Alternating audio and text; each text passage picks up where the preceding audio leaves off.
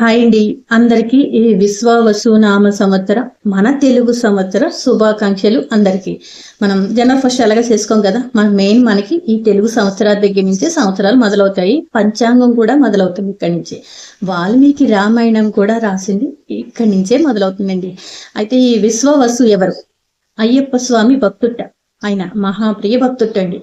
ఈ విశ్వవసు అంటే అసలు వీళ్ళ కొంచెం తల్లిదండ్రులు ఎవరు అంటే నారద మునీంద్రుడండి. నారద మునీంద్రుడికి 60 మంది సంతానం.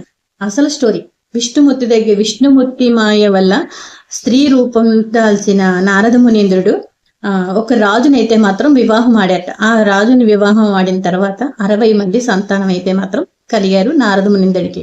ఈ 60 మంది సంతానం ఒక యుద్ధంలో అయితే మాత్రం మరణించినప్పుడు బాధపడుతూ మళ్ళీ విష్ణుమూర్తి దగ్గరికి వచ్చి నారద మునీంద్రుడు బాధపడ్డట. నా 60 మంది సంతానం చనిపోయారు అని చెప్పి బాధపడితే అప్పుడు విష్ణుమూర్తి వరం ఇచ్చట నారద మునీంద్రుడికి, నీ 60 మంది సంతానము ప్రతి సంవత్సరం మనం నిత్యం సంవత్సరం చదువుకుంటాం కదండి, అలా పూజ చేసినప్పుడు ఈ ప్రకృతినామ సంవత్సరం, వికృతనామ సంవత్సరం, ఇలా సంవత్సరాలు అనమాట. క్రోధినామ సంవత్సరము అలా చదువుకుంటూ ఉన్నప్పుడు ఈ సంవత్సరాలు ప్రతి సంవత్సరం అంతా కూడా ఇలా సంవత్సరం పేరు, ఆయన పేరు, పుత్రుడి పేరు చదువుకుని పూజ చేసుకునే విధంగా ఆయన వరం ఇచ్చాక నారద మునీంద్రుడికి.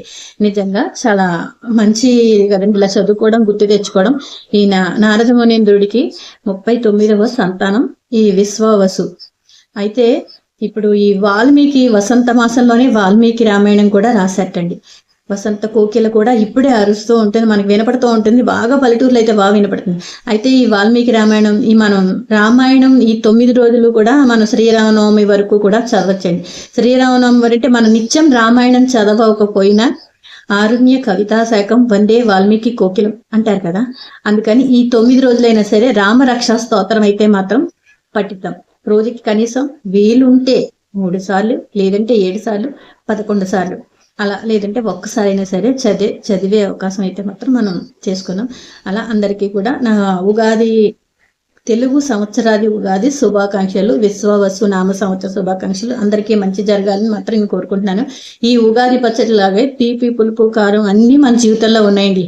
అయితే అందరూ కూడా మనం సంతోషాన్ని ఎలా ఆస్వాదిస్తామో బాధని కూడా అలాగే మనం ఆస్వాదించాలి. మనం ఆస్వాదించము అంటే తప్పదు, భగవంతుడు అది మనకి అలా రాసి పెడతాడు కదా. అందుకని అన్ని కష్టాలని, సుఖాలని కూడా అన్నిటిని కూడా మనం పంచుకునే విధంగానే ఈ వసంత మాసంలో అన్ని రకాల షడ్రుచులు పచ్చడి కూడా దానికి అర్థం అదే.